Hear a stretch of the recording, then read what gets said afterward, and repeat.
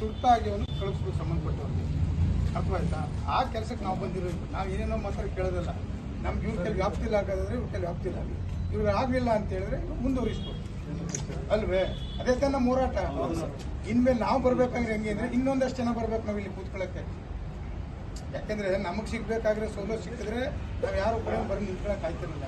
ಸಿಗದ್ರಿಂದ ನಾವು ಅನಿವಾರ್ಯತೆಗೆ ಸಂಘಟನೆ ಮೂಲಕನೇ ಬಂದು ಹೋರಾಟ ಮಾಡಬೇಕಾಗುತ್ತೆ ಅಲ್ವೇ? ಮಾಡೋಣ ಸರ್.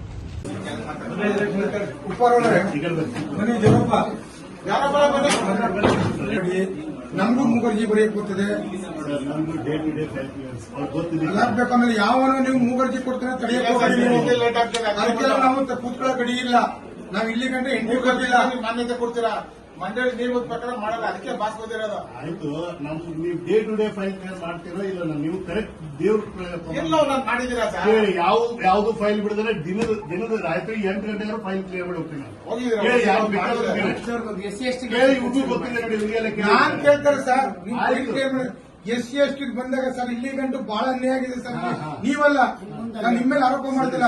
ಇಡೀ KDB ಶುರುವಾದ ತಗೊಂಡು ಇಲ್ಲಿ ತನಕ ದಲಿತರಿಗೆ ಏನ್ ಸೌಲಭ್ಯ ಸಿಗ್ಬೇಕು ಸಿಕ್ಕಿಲ್ಲ, ಭೂಮಿ ಸಿಗ್ಬೇಕಾದ್ರೆ ಸಿಕ್ಕಿಲ್ಲ. ಬರೀ ಶೋಷಣೆನೇ ಹೊರತು, ಬರೀ ದಬ್ಬಾಳಿಕೆನೇ ಹೊರತು ಈ ಸಮಾಜ ಭಿಕ್ಷೆ ಬೇಡಬೇಕೆ? ನಮ್ಮ ಮಕ್ಕನ್ನ ಭಿಕ್ಷೆ ಬೇಡ ಸ್ಥಿತಿಗೆ ನಿಲ್ಸವ್ರೆ. ಅವ್ನು ಯಾವ ಅಯೋಗ್ಯ ತಂದು ಅರ್ಜಿ ಕೊಡ್ತೀನಿ, ಅವ್ನಿಗೆ ಭಯ ಕೊಡ್ತೀರಾ ಸರ್? ಪ್ರಾಮಾಣಿಕವಾಗಿ ಕೆಲಸ ಮಾಡಕ್ ಯಾಕೆ ಬೆದರ್ಕೋಬೇಕು ಸರ್? ಮೈಸೂರು ಜಿಲ್ಲಾ ಪರಿಶಿಷ್ಟ ಜಾತಿ ಮತ್ತು ಪರಿಶಿಷ್ಟ ಪಂಗಡ ಉದ್ಯಮಿದಾರರ ಸಂಘದಿಂದ ಇವತ್ತೊಂದು ಮನವಿ ಕೊಟ್ಟಿದ್ದೀನಿ. ಯಾರಿಗೆ? ಅಭಿವೃದ್ಧಿ ಅಧಿಕಾರಿಗಳಿಗೆ. ಇಲ್ಲಿ 16 ವರ್ಷದಿಂದ ಪರಿಶಿಷ್ಟ ಜಾತಿ ಪರಿಶಿಷ್ಟ ವರ್ಗಗಳಿಗೆ ತುಂಬ ಅನ್ಯಾಯ ಆಗ್ತಾಯಿದೆ.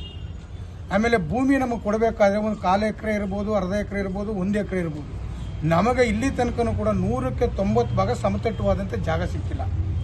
ಈಗ ನಿಮಗೆ 1/4 ಎಕರೆ ಅರ್ಧ ಎಕರೆನ ನಮಗೆ ಜಾಗ ಕೊಟ್ಟ ಮೇಲೆ ನಮಗೆ ನೀವು 10 ಅಡಿ 15 ಹಳ್ಳ ಮುಚ್ಚೋದೆ ನಮ್ಮ ಜೀವ ಉಂಟಾಯ್ತದೆ. ಇಲ್ಲಿ ದುಡ್ಡು ಕಟ್ಟೋದೇ ದುಸ್ತರ ಇರ್ತದೆ ನಮ್ಮ ಜನಕ್ಕೆ. ನಾವು ಮೊದಲೇ ಇನ್ನೂ ಕೂಡ ನಾವು ಮೀಸಲಾತಿ ನಮಗೆ ಸಿಕ್ಕಿದ್ರು ಕೂಡ ಮೀಸಲಾತಿ ಪ್ರಕಾರನೂ ಕೂಡ ಇಲ್ಲಿ ಭೂಮಿ ಸಿಕ್ಕಿಲ್ಲ. ಮತ್ತು ಇಲ್ಲಿ ಏನು ಅಂತ ಹೇಳಿದ್ರೆ ಉಳ್ಳೋರ್ಗೆ ಮಾತ್ರ ಸಿಗ್ತದೆ. ಅಧಿಕಾರಿ ವರ್ಗಕ್ಕೆ ಮತ್ತು ರಾಜಕಾರಣಿಗಳಿಗೆ ಅತಿ ಹೆಚ್ಚು ಜಾಗ ಸಿಕ್ಕಿರ್ತಕ್ಕಂಥದ್ದು. ಮತ್ತು ಇಲ್ಲಿ ಏನು ಬಂಡವಾಳಶಾಹಿಗಳಿಗೆ ಅತಿ ಹೆಚ್ಚು ಸಹಾಯ ಆಗಿದೆ ಹೊರತು ಮತ್ತೆ ಇಲ್ಲಿ ಒಂದಷ್ಟು ಏಜೆಂಟ್ಗಳಿದ್ದಾರೆ ಇಲ್ಲಿ. ಅರ್ಥ ಆಯ್ತು? ಮತ್ತು ಮೂಗರ್ಜಿ ಬರೀತಕ್ಕಂಥ ಒಂದು ತಂಡ ಇದೆ. ಮೂಗರ್ಜಿ ಬರೆಯೋಕ್ಕೆ ಇಲ್ಲಿ ಅಧಿಕಾರಿಗಳು ಭಯ ಬಿಡ್ತಾರೆ. ಒಂದು ಮೂಗರ್ಜಿ ಕೊಟ್ಟಂಥವನಿಗೆ ಉತ್ತರ ಕೊಡೋಕ್ಕಾಗಲಿಲ್ಲ ಅಂದರೆ ಯಾಕೆ ಆ ಸ್ಥಾನದಲ್ಲಿ ಕೂತ್ಕೋಬೇಕು ಇವರು? ಮೂಗರ್ಜಿಯನ್ನು ಮಾತ್ರ ಬಂದರೆ ಬೆಲೆ ಕೊಡೋಕೆ ಕೂತಿರೋದು ಇವರು ಅಧಿಕಾರಿಗಳಾಗಿ. ಇದು ನಿಲ್ಲಬೇಕು ಅಂತಕ್ಕಂಥದ್ದಿದ್ದೇನೆ. ಈಗ ನೋಡಿ, ನಾವು 5 ವಿಚಾರವನ್ನು ಕೊಟ್ಟಿದ್ವಿ. ಬದನಗುಪ್ಪ ಇರ್ಬೋದು, ಕೂರ್ಗಳ್ಳಿ ಇರ್ಬೋದು, ಮತ್ತು ಅಡಕನಹಳ್ಳಿ ಇರ್ಬೋದು, ಹೆಬ್ಬಾಳು ಇರ್ಬೋದು. ಪಾಪ ಭಾಳಷ್ಟು ಜನ 8, 9, 10 ವರ್ಷದಿಂದ ದುಡ್ಡು ಕಟ್ಬಿಟ್ಟು ಸುಮ್ಮನೆ ಮೌನವಾಗಿ ಕೂತವ್ರೆ. ಅಂದರೆ ನಮಗೆ ಕೊಡೋಕ್ಕೆ ತಾರತಮ್ಯ. ಈ ಜಾತಿ ಕಾರಣಕ್ಕೋಸ್ಕರ ನಮಗೆ ಇಲ್ಲಿ KDBಯಲ್ಲಿ ನಮಗೆ ಯಾವುದೇ ಥರದ ಉತ್ತಮವಾದಂಥ ಅವಕಾಶ ನಮಗೆ ಸಿಕ್ಕಿಲ್ಲ. ನಮಗೆ ಎಕರೆಗಟ್ಟಲೆ ಕೂಡ ಸಿಕ್ಕಿಲ್ಲ. ಈಗ ಒಂದಷ್ಟು ನಮ್ಮ ಜನ ಜಾಗೃತಿಯಾಗಿರೋದು ಅರ್ಥ ಮಾಡ್ಕೊಬೇಡಿ. ನಮ್ಮ ಜನ ಪರಿಶಿಷ್ಟ ಜಾತಿ ಪರಿಶಿಷ್ಟ ವರ್ಗ ಈಗ ಒಂದಷ್ಟು ಜಾಗೃತಿ ಮಾಡಿ ಪ್ರಶ್ನೆ ಕೇಳ್ತಿರೋದು. ಈಗ KDBಯಲ್ಲಿ ಇಂದಿನಿಂದ ಏನು ಪ್ರಾರಂಭ ಆಗಿದೆ ಅಂದಿನಿಂದ ತನಕ ಕೂಡ ಉಳ್ಳೋರ್ ಪಾಲಾಗಿದೆ.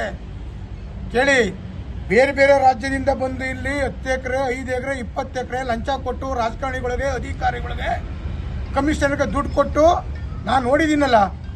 ದೊಡ್ಡವರು ಹೆಬ್ಬಾಳಿನಿಂದ ಹಿಡಿದು ಕಣಕೋಳದಿಂದ ಹಿಡಿದು ಅಡಕನಹಳ್ಳಿಯಿಂದ ಹಿಡಿದು ಚಾಮರಾಜನಗರದವರೆಗೂ ಕೂಡ ಬೇರೆ ಬೇರೆ ರಾಜ್ಯದವರು ಬಂದು ಇಲ್ಲಿ ಇವತ್ತು ಫ್ಯಾಕ್ಟ್ರಿ ಕೈಗಾರಿಕಾ ಉದ್ಯಮ ಸ್ಥಾಪನೆ ಮಾಡಿದ್ದಾರೆ. ಅಲ್ಲಿ ಯಾರು ಕೂಡ SC STಗಳು ಇಲ್ಲ. ಅಲ್ಲಿ ಹೆಚ್ಚು ಹೋಗಿ ಪರಿಶೀಲನೆ ಮಾಡ್ಬೋದು. ಎಲ್ಲಿ ಗಂಟೆ ಸಹಿಸ್ಕೊಂಡು ಕೂತ್ಕೊಳ್ಳೋದು ಇದನ್ನ? ನಮ್ಮ ರಾಜಕಾರಣಿಗಳು ಕೂಡ ಇದ್ರ ಬಗ್ಗೆ ಮಾತಾಡೋದಿಲ್ಲ, ನಮ್ಮ ಅಧಿಕಾರಿಗಳು ಕೂಡ ಮಾತಾಡೋಂಗಿಲ್ಲ. ಈಗ ನಾವೇನು ಉಳಿದಿರೋದು ಅಂಬೇಡ್ಕರ್ ಮಾರ್ಗ. ನಮಗೆ ಅಂಬೇಡ್ಕರ್ ಸಂಘಟನೆ ಮೂಲಕ ಇವತ್ತು ನಮ್ಮ ಸಮಸ್ಯೆನೇ ಬಗೆಹರಿಸಬೇಕು. ಇವ್ರು ಬಗೆಹರಿಸಲಿಲ್ಲ ಅಂತೇಳಿ 1 ವಾರ ಟೈಮ್ ತಗೊಂಡಿದ್ದಾರೆ. ಏನೇನಿದೆ ಬರೀಬೇಕು ಅಲ್ಲಿಗೆ. ಇವ್ರು ವ್ಯಾಪ್ತಿಯಲ್ಲಿ ಏನಿದೆ ಮಾಡಿಕೊಡ್ಬೇಕು. ಯಾರಿಗೋ ಎದುರ್ಕೊಂಡು ಕೂತ್ಕೊಳ್ಳೋದಲ್ಲ. ಆಗ್ಲಿಲ್ಲ ಅಂದ್ರೆ ಬೆಂಗಳೂರು ಕೂತ್ಕೋತೀವಿ, ಆಗ್ಲಿಲ್ಲ ಅಂದ್ರೆ ಧರಣಿ ಕೂತ್ಕೋತೀವಿ ಬಂದಿಲ್ಲಿ.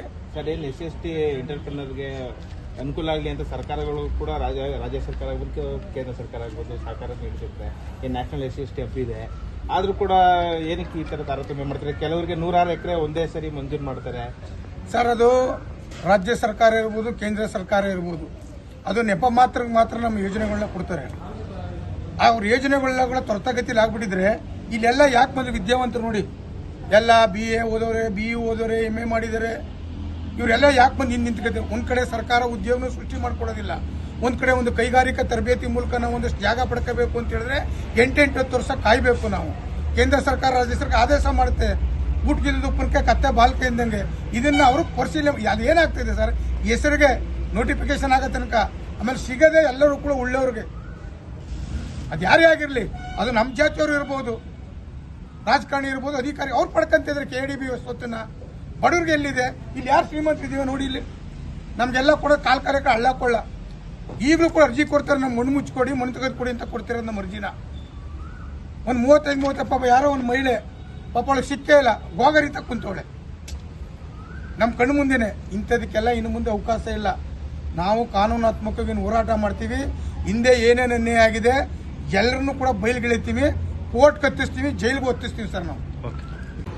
ಮೈಸೂರು ಜಿಲ್ಲಾ SC/ST ಉದ್ಯಮಿದಾರರ ಸಂಘದ ಅಧ್ಯಕ್ಷ ವಿಜಯಶಂಕರ್ ಅಂತೇಳಿ.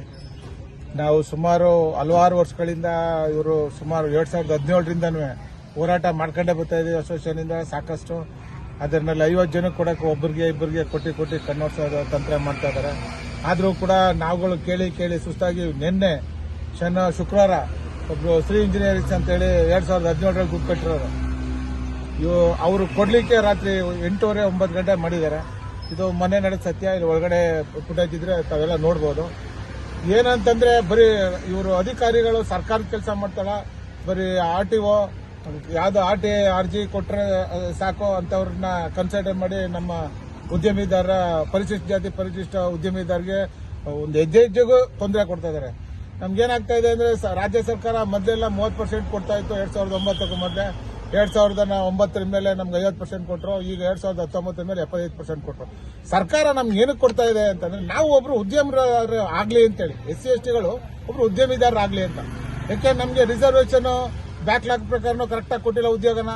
ಎಲ್ಲ ಓದಿರೋಂಥ ಡಬಲ್ ಡಿಗ್ರಿ ತ್ರಿಬಲ್ ಡಿಗ್ರಿ ಓದಿರೋಂಥ ವಿದ್ಯಾವಂತರಿಗೆ ಸರ್ಕಾರ ಕೆಲಸ ಕೊಟ್ಟು ನಾವ್ಯಾಕೆ ಉದ್ಯೋಗ ಮಾಡಕ್ ಬರ್ತೀವಿ? ಅಟ್ಲೀಸ್ಟ್ ನಾವೊಂದು ಸ್ವಉದ್ಯೋಗ ಕೈಗೊಳ್ಬೇಕು ಅಂದ್ರೂ ಕೂಡ ಅದಕ್ಕೂ ಸರ್ಕಾರ ಕೊಡ್ತಾ ಇದೆ. ಅಧಿಕಾರಿಗಳು ಮೈಸೂರಿನಲ್ಲಿ ವಲಯ ಕಚೇರಿ ಅಧಿಕಾರಿಗಳು ಒಬ್ಬೊಬ್ರು ಇಂಚಿಂಚು ತೊಂದರೆ ಕೊಡ್ತಾ ಇದ್ದಾರೆ. ಯಾರೋ ಒಬ್ಬ RTA ಮಾತು ನಡೀತಿದೆ ಹೊರತು ನಾವು ಅಧ್ಯಕ್ಷತೆ ಅಲ್ಲಿ ಮತ್ತೊಬ್ಬರದೇ ಅಲ್ಲಿ ನಡೀತಾ ಇಲ್ಲ. ಇವತ್ತು ಅದಕ್ಕೋಸ್ಕರನೇ ನಾವು ನಮ್ಮ ಮಾಜಿ ಮೇಯರ್ ಪುರುಷೋತ್ತಮನವ್ರು ಕರೆದು ಅವ್ರ ನೇತೃತ್ವದಲ್ಲಿ ಕೂಡ ಇವತ್ತು ಮಾತಾಡಿದ್ವಿ. 5 ಪಾಯಿಂಟ್ ಕೊಟ್ಟಿದ್ದೀವಿ. ಅದಕ್ಕೆ ಒಂದು ವಾರದೊಳಗಡೆ ಉತ್ತರ ಕೊಡ್ತೀವಿ ಅಂತ ಹೇಳಿದ್ದಾರೆ. ಅಕಸ್ಮಾತ್ ಒಂದು ವಾರದೊಳಗಡೆ ಕೊಟ್ಟು ಅದೇನೋ ಇತ್ಯರ್ಥ ಆಗಲಿಲ್ಲ ಅಂದ್ರೆ ಇಮಿಡಿಯೇಟ್ ನಾವು ಕೊಟ್ಟರೆ 5 ಪಾಯಿಂಟ್ ಚಾಮರಾಜನಗರಕ್ಕೆ ಸಂಬಂಧಪಟ್ಟಿದ್ದು, ನಮ್ಮ SC/ST ಕ್ಲಸ್ಟರ್ಗೆ ಸಂಬಂಧಪಟ್ಟಿದ್ದು, ಮತ್ತೆ ತಾಂಡ್ಯ ಇಮ್ಮಾವು ಕೈಗಾರಿಕಾ ಪ್ರದೇಶದಲ್ಲಿ 130 ಜನ ದುಡ್ಡು ಕಟ್ಟಿದ್ದಾರೆ 8 ವರ್ಷದಿಂದ, ಅವ್ರಗಳಿಗೂ ಕೊಟ್ಟಿಲ್ಲ. ಚಾಮರಾಜನಗರದಲ್ಲಿ ಕೊಟ್ಟಿದ್ದಾರೆ 28 ಜನಕ್ಕೆ. ಹೆಂಗೆ ಅಂದ್ರೆ ಅವ್ನು ಹಳ್ಳ ತುಂಬಿಸೋದ್ರಲ್ಲೇ ಇನ್ನು ಉದ್ಯಮ ಮಾಡಬಾರ್ದು. 15ರಿಂದ 20 ಲಕ್ಷ ಆಗಬೇಕು. ಜಮೀನು ಸರ್ 1 ಲಕ್ಷ, ಹಳ್ಳ ತುಂಬಿಸೋಕೆ 25 ಲಕ್ಷ. ಈ ತರ ಆದ್ರೆ ನಾವು SC/STಗಳು ಹುಡುಕಿ ಕೊಡ್ತಾ ಇದ್ದಾರೆ. ನಮ್ಮನ್ನ ಮಾಡಬೇಕು ಅಂತ ಕೊಡ್ತಾವ್ರ, ಓಡಿಸ್ಬೇಕು ಅಂತ ಕೊಡ್ತಾವ್ರ, ಅಥವಾ ನಿರ್ಣಯ ಮಾಡಬೇಕು ಅಂತ ಮಾಡ್ತಾವ್ರ, ಒಂದು ಗೊತ್ತಾಯ್ತಲ್ಲ. ಒಟ್ಟಾಗಿ ನಮ್ಮನ್ನ ಪರ್ಟಿಕ್ಯುಲರ್ ಆಗಿ ಒಂಥರ ಟಾರ್ಗೆಟ್ ಮಾಡ್ದಂಗೆ ಮಾಡ್ತಾವ್ರೆ. ಎಲ್ಲಿ? ವಲಯ ಕಚೇರಿ. ಸರ್ಕಾರನ ಇದ್ರ ಬಗ್ಗೆ ನಾವೇನ್ ಮಾತಾಡ್ತಾ ಇದ್ರ ಬಗ್ಗೆ ಅಲ್ಲಿ ಎನ್ಕ್ವೈರಿ ಮಾಡಿ ಪ್ರತಿಯೊಂದನ್ನು ತಪಾಸಣೆ ಮಾಡಿ ನಮ್ಗೆ ನ್ಯಾಯ ಕೊಡಿಸ್ಬೇಕು ಅಂತ ನಿಮ್ಮ ಪರವಾಗಿ ನಾನು ಕೇಳ್ಕೊತೀನಿ ಸರ್.